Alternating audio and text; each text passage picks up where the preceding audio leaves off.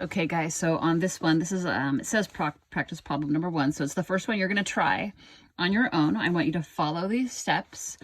You're gonna solve for the volume of this cube, right? It's gonna be 1/2 times 1/2 times 1/2. You're gonna solve for the volume of this rectangular prism.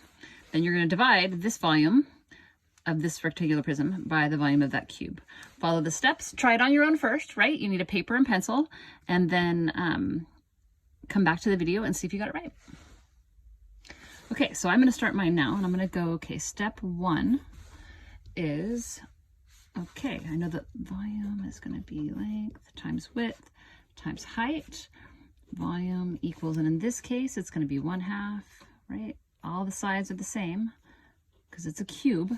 So 1/2 times 1/2 times 1/2, right? So we end up with 1 over 2 times 2 is 4 times 2 is 8. So the volume of the cube is 1/8, okay? And again, I didn't put units here, but let's just say it's inches. It could be centimeters. We'll just call it inches. Okay, so this volume for this cube is 1/8 inch cubed. Okay, so that's step 1, done.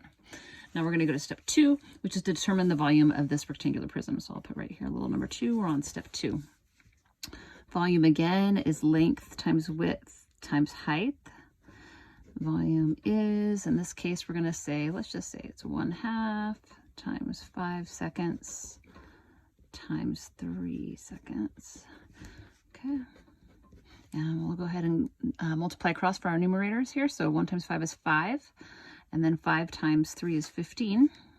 So we get 15. And then this is 2 times 2 is 4 times 2 is 8. So we get 15/8 inches cubed as the volume for that rectangular prism. That was step 2. Okay, and then step 3, I will do right here. And that's where I'm going to take this volume and make sure I write it first because I'm dividing it.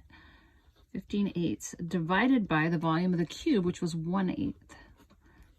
Okay, and we know to do keep, change, flip. So 15/8 change to multiply the 8 over 1 and multiply across. But wait, these 8s will cancel out, right? The common factor is 8, so 8 divided by 8 is 1. 8 divided by 8 is 1.